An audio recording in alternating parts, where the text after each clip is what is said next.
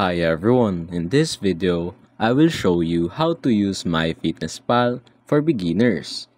So first, open your MyFitnessPal and here you can see on your dashboard calories, macros, health, and low carb. And you can unlock those features by going premium. But if you want to use it for free, you can have these options or features. You can have your sleep, recipes.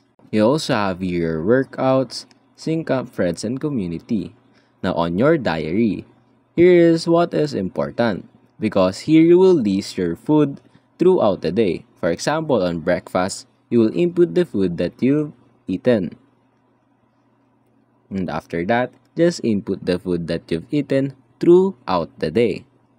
And on the final, you will see on the top your calories and you can add your exercise that you've done. So the app will automatically compute it. After that, simply click on complete diary and then there you go. There is an estimated time where you can reach your goal.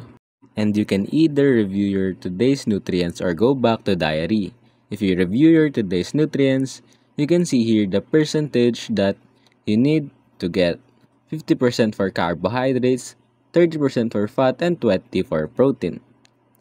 And going back, here on the plans, you can see meal plans, workout plans, and others. You will see here different types of workout plans and meal plans.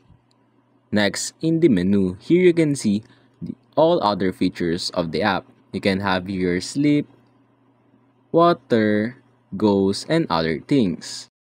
And here on the plus sign, you have your log food, barcode scan, voice log, and meal scan, which is also in your diary. So basically, it is a shortcut for your diary.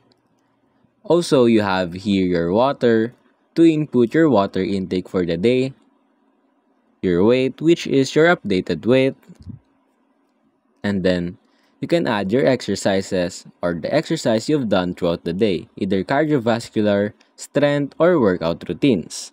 So basically, it is the shortcut for the diary. And that's basically it.